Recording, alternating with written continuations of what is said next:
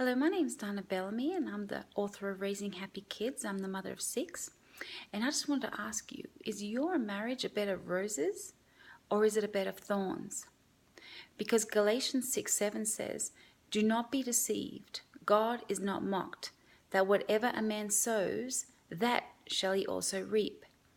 So we need to be mindful if we're not getting a good harvest in our marriage, if we don't have peace and joy and love and contentment in our marriage, then we need to start looking at the seeds that we are sowing. Are we possibly sowing strife? Are we sowing selfishness? We need to really look at these things because our harvest doesn't happen by accident. Because just like the law of gravity works 100% of the time, and yes, there are airplanes that seemingly, go against the law of gravity, but they don't because they work with it. They understand it. And so it's the law of, lift that supersedes the law of gravity. But gravity works 100% of the time. And that's the same with the law of seed time and harvest. It works 100% of the time. So if we're getting a bad harvest in our marriage and things aren't going well, then we need to look at the seed that we're sowing. And so God just wanted me to share that with you because a lot of you may be discontent in your marriage, looking at other marriages, thinking that the grass may be greener on the other side. But the grass is greener where you water it. And you too can have an awesome marriage. So the best way to do this is to stop focusing on yourself and what you want and what you need and being self-focused, and start focusing on your husband and thinking about ways that you can bless him, ways that you can be a blessing to him. Just think about, what's his love language? Is it physical touch? Does he need to have back rubs? Does he need to have, you to put your hand on his knee just so that you know that he knows that you love him? Is he words of affirmation? Does he need that encouragement, that vocal encouragement that you just, thank you for that. That was wonderful. I'm so glad you did that. Is he a gifts love language? Does he love it when you come home? I know my husband loves Haribo gummies.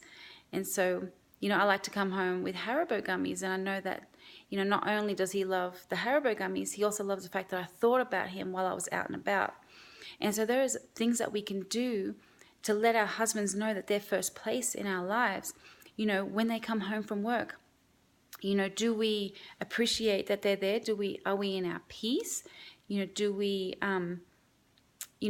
have we made a sanctuary in the home that they, enjoy coming home to? Do we think about these things? Do we care?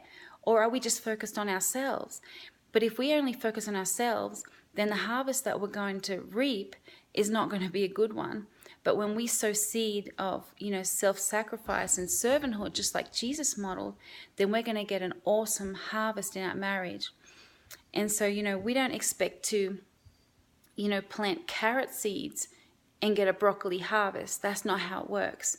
So we can't expect to be selfish and then have, our husband want to be a blessing to us all the time. They're not going to want to always give if we're just here to take. That's just not how it works. And so I just want to encourage you that your marriage can be turned around. Any bad seeds that you have sown, that you're starting to get a bad harvest, the way that you overcome that is you start planting the good seeds.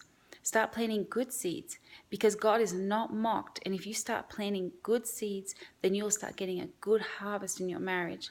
And so I just wanted to encourage you to be intentional in your marriage. Start thinking of ways that you can be a blessing to your husband and you can turn the whole situation around. And so I just want to encourage you with that. All right, I love you guys, and please like and share this video if it was a blessing to you, and you be sure that there'll be more to come. All right, love you, bye.